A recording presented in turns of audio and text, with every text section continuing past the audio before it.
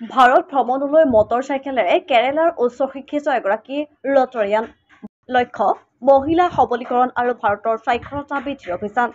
সমস্ত বিষয়ত সন্মানসহ কলা স্নাতক, সাংবাদিকতা ডিপ্ল'মা, পোষ্ট গ্ৰেজুৱেট আৰু মাছ কমিউনিকেশ্যনৰ স্নাতকোত্তৰ ডিগ্ৰীধাৰী কেৰালা ৰাজ্যৰ ত্ৰিবুন্দপুৰমৰ বিজু বিপি ভাৰতৰ বিভিন্ন ৰাজ্য ভ্ৰমণ কৰি 215 দিনৰ পিছত শুক্ৰবাৰে ডিগবৈ ৰটাৰী ক্লাবত উপস্থিত হয়হি।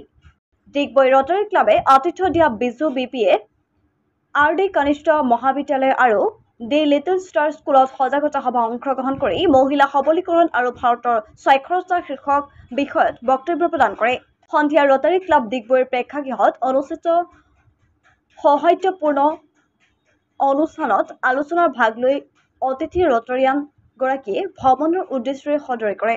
ৰটাৰী ক্লাবৰ সভাপতি ডক্টৰ মিৰ্জা শইকীয়া দত্ত, সম্পাদিকা চিমি ধানোৱাৰ, ৰটৰিয়ান পূৰ্ণ বৰা, তিলক গুপ্ত, প্ৰণৱ পাটোৱাৰী, ৰাজীৱ ৰুদ্ৰ ত্ৰাৰিয়াং, ধীৰাজ বৰুৱা, পম্পী বৰা, পল্লীৰাণী বৰা, কিশোৰ কিশোৰী ক্ৰমে দৰ্শিতা বৰা, এৰিছ পলাশ দত্ত আদি একুৰি ৰটৰিয়ান উপস্থিত থাকি বিভিন্ন দিশ সাঙুৰি আলোচনা কৰে। ৰটাৰী ক্লাব ডিগবৈ প্ৰাংগণত আমি এজন অতিথি পাই খুব সুখী। তেখেত গোটেই পেন ইণ্ডিয়া ঘূৰি পেলাই লিটাৰেচি এটা মিছন জাৰ্নি হিচাপে লৈ পেলাই আহিছে।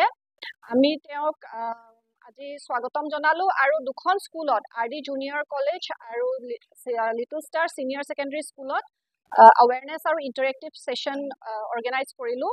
আমি তেখেতৰ পৰা দুআষাৰমান কথা শুনিব বিচাৰিম ৰিগাৰ্ডিং হিজ জাৰ্নি। हाय तो मेरा नाम बिजू बीपी है। मैं केरला के तिरुवनंतपुरम से आ रहा हूँ। तो मैं पूरा भारत का ट्रैवल करने का प्रयास कर रहा हूँ। आज मेरा 215 डेज हो गया मेरा यात्रा शुरू करते हुए। और इस यात्रा में मैंने दो मकसद लेकर चल रहा हूँ। एक बालिका सशक्तिकरण के मकसद और दूसरा भारत को साक्षर बनाने का मकसद।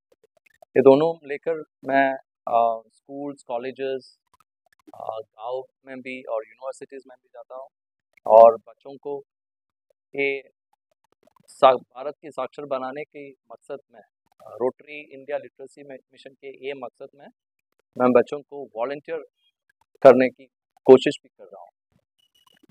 तो that is the plan that I'm trying to do. So मैंने आज तक 12,300 किलोमीटर्स ट्रैवल किया है और आज मैं डिगबॉय पहुंच गया हूँ। मोटरसाइकिल में ट्रैवल